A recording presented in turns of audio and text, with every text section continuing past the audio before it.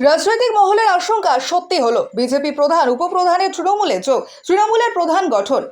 দক্ষিণ চব্বিশ পরগনা জেলার মথুরাপুর লোকসভার বিজেপি শাসিত কৃষ্ণচন্দ্রপুর গ্রাম পঞ্চায়েত শেষ পর্যন্ত তৃণমূলের দখলে গেল।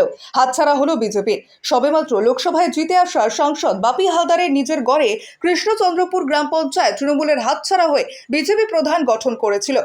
এই ঘটনার পর থেকে মনমরা হয়ে পড়েছিলেন বাপি হালদার নিজে।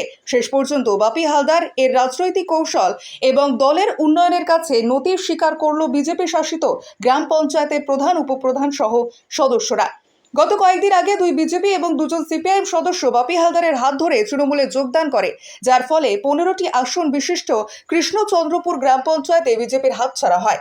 আজ প্রধান উপপ্রধান দুজনেই তৃণমূলে যোগ দিলেন, তাই অঞ্চল গঠন করায় তৃণমূলের আর কোনো বাধা থাকলো না। উল্লেখ্য, গত পঞ্চায়েত নির্বাচনে বিজেপি 6, সিপিআইএম 3 এবং নির্দল 2 এই 11টি আসন নিয়ে পঞ্চায়েত দখল করে প্রধান হয় বিজেপি। তৃণমূল পেয়েছিল মাত্র 4টি আসন। উল্লেখ্য, পঞ্চায়েত প্রধান গঠনের আগে নির্দল এবং সিপিএম প্রার্থীদের কোনো এক গোপনীয় জায়গায় তুলে নিয়ে আটক করে রাখার অভিযোগ উঠেছিল শাসক দলের বিরুদ্ধে। শেষ পর্যন্ত হাইকোর্টের নির্দেশে অপহৃত 4 সদস্যকে পুলিশ হাজির করে অঞ্চল গঠনের দিনে তারা বিজেপিতে সমর্থন করে, তাই পঞ্চায়েত দখল করে বিজেপি শাসিত পঞ্চায়েত নানান সমস্যার মধ্যে চলছিল। গত কয়েকদিন আগে দুজন বিজেপি সদস্য, দুজন নির্দল পর্যায়ের সদস্য তৃণমূলে যোগদান করায় তৃণমূলের শক্তি বৃদ্ধি হয়ে সদস্য সংখ্যা হয় 8। বিজেপির সঙ্গে থাকা 7 প্রধান উপপ্রধান সংখ্যাগরিষ্ঠতা হারিয়ে ফেলে।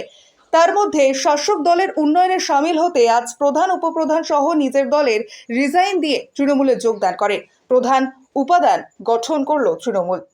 না, উন্নয়নের স্বার্থ থেকে সিপিএম থেকে টিএমসি এসছি। উন্নয়নের স্বার্থে মানুষের পাশে দাঁড়াতে হবে, উন্নয়ন করতে হবে।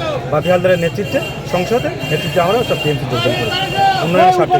আপনার নাম? শফিকুল ঘরামি। আমরা স্বেচ্ছায় সবাই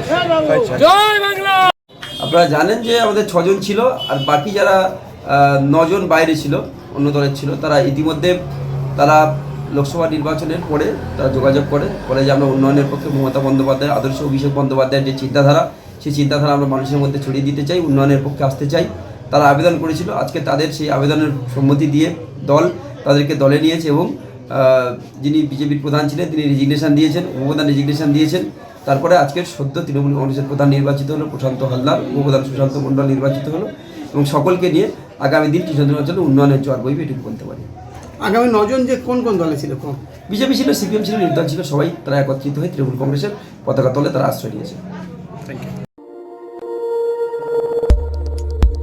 দেখতে থাকুন নিউজ প্রাইম টাইমস, আপনাদের সাথে, আপনাদের পাশে।